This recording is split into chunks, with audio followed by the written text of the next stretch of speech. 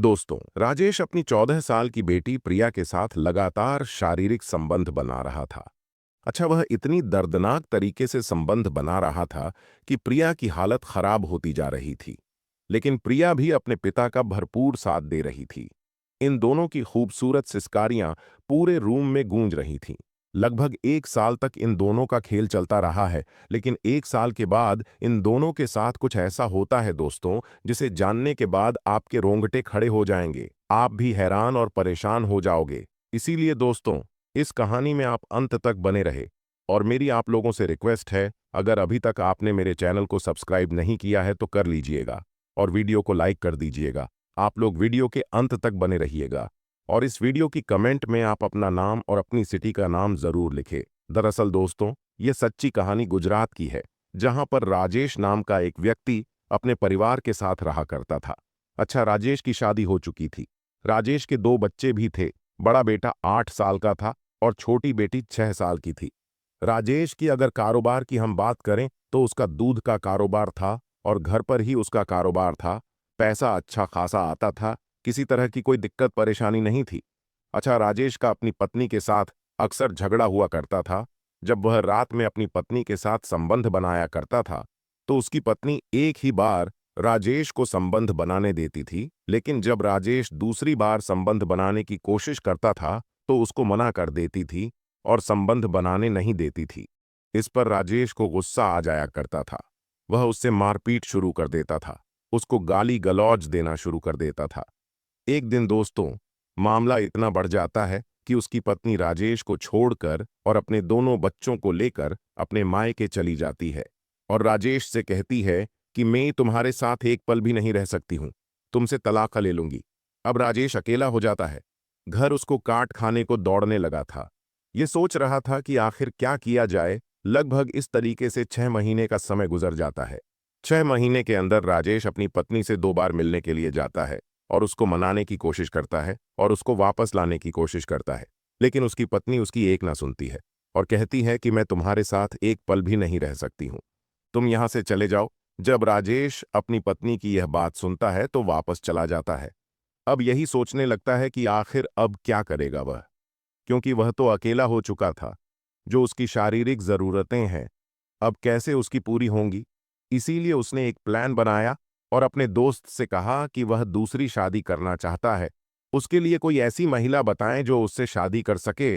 उसके दोस्त ने कहा कि आप मुझे 1 महीने का समय दे दीजिए, मैं 1 महीने के अंदर ऐसे कोई महिला बताऊंगा जो आपसे शादी कर सके। 1 महीने के बाद उसके दोस्त ने एक ऐसी महिला बताई जो विधवा थी। उसके पति का एक्सीडेंट हो चुका था, वो दुनिया से जा चुका था। अच्छा, उस महिला की एक 12 साल की बेटी थी जो उसी के साथ रहा करती थी।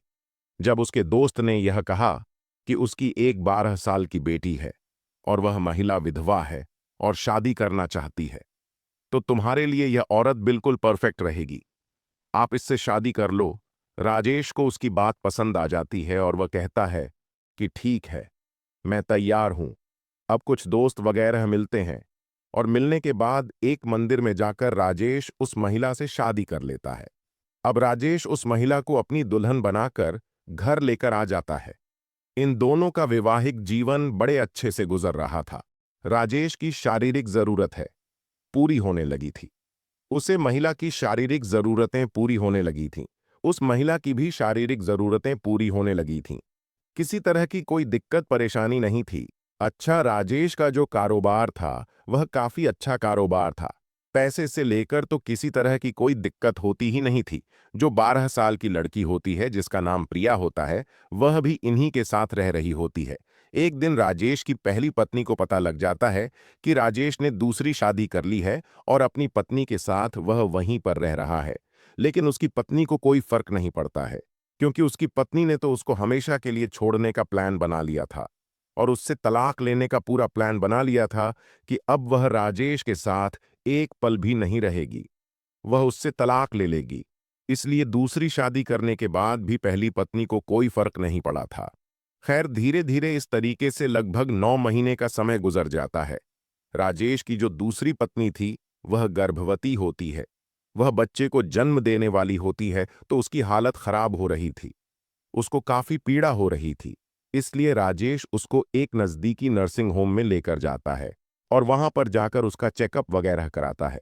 डॉक्टर उसे भर्ती कर लेते हैं। लेकिन सबसे बड़ी दिक्कत यह थी कि उसकी जो पत्नी का जो बच्चा होने वाला था, वह अंदर पेट में ही वह बच्चा मर चुका था। इस पर उस महिला को काफी परेशानी हो रही थी। काफी दर्द वह सहन कर रही थी। धीरे धीरे लगभग 1 घंटे का समय गुजर जाता है। उस बच्चे का जन्म नहीं होता है और दर्द के मारे उस महिला की वहीं पर मौत हो जाती है। अब बच्चा तो पहले ही मरा हुआ था पेट में, अब उस महिला का भी वहीं पर मौत हो जाती है। जब डॉक्टर साहब उसको बचा नहीं पाते हैं, तो राजेश से कहते हैं कि हम आपकी पत्नी और आपके बच्चे को नहीं बचा पाए हैं। राजेश अपनी पत्नी को अस्पताल से लेकर घर आ जाता है और उसका अंतिम संस्कार कर देता है। अब राजेश फिर से अकेला हो चुका था, खोया खोया हुआ रहने लगा था। ना ही वह किसी से बात करता था और ना ही वह किसी से बोलता। इस तरीके से लगभग धीरे धीरे 6 महीने का समय और गुजर जाता है। उसकी सौतेली बेटी लगभग 14 साल की हो चुकी थी। एक दिन राजेश घर पर अकेला बैठा हुआ होता है। उसकी सौतेली बेटी नहाने के लिए बाथरूम जाती है और जब बाथरूम से बाहर निकलती है तो उसका पूरा शरीर भीगा हुआ था। उसके कपड़े भीगे हुए थे। उसके भीगे हुए कपड़ों में पूरा शरीर नग्न दिख रहा था। जब राजेश की नजर अपनी सौतेली बेटी के ऊपर जाती है तो उसका दिमाग खराब हो जाता है। वह सोचने लगता है कि आखिर यह जो इसका शरीर है, इतना गदराया हुआ शरीर है, आखिर अगर यह शरीर उसे मिल जाए तो उसकी जिंदगी ही बदल जाएगी। क्योंकि वह यह सोच रहा था, यह तो उसकी सगी बेटी तो है नहीं, उसकी दूसरी पत्नी की बेटी है, उसकी सौतेली बेटी है। अगर यह उसके साथ गलत काम करेगा तो कोई दिक्कत परेशानी नहीं है। अब वो यही सोच रहा था, तो उसने अपने दिमाग में एक खौफनाक प्लान बनाया। उसने सोचा कि इसको ब्लू फिल्म दिखा के इसको सबसे पहले लत लगाई जाए और जब उसको ब्लू फिल्म की लत लग जाएगी तब उसके साथ बड़ी आसानी से संबंध बना लेगा। अब एक दिन जो है वह बैठा हुआ था।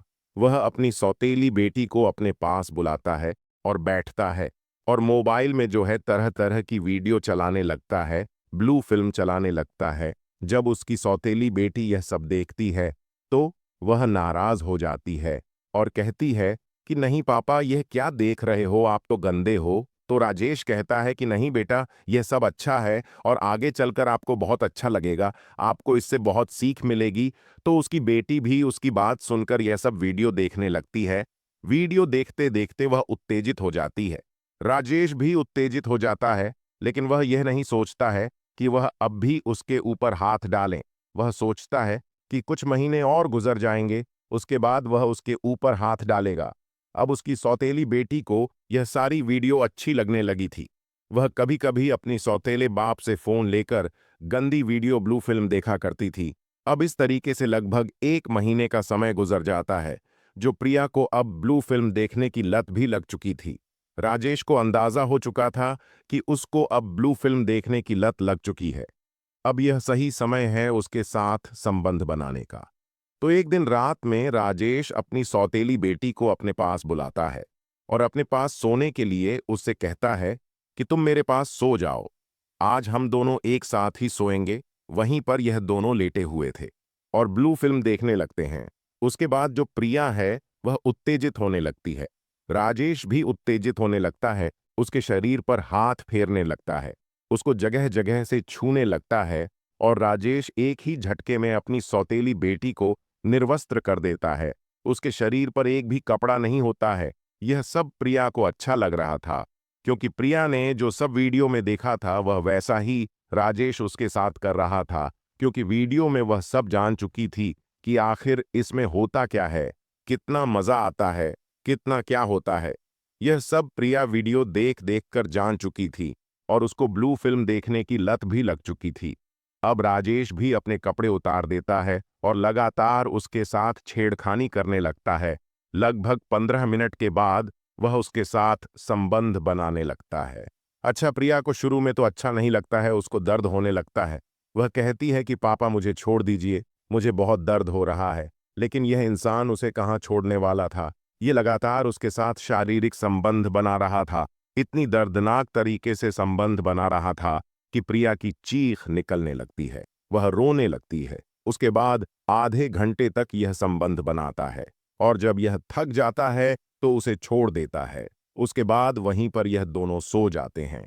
फिर अगला दिन होता है। राजेश अपनी सौतेली बेटी को फिर से अपने पास बुलाता है, फिर से ब्लू फिल्म दिखाता है और फिर से उसके साथ संबंध बनाने लगता है।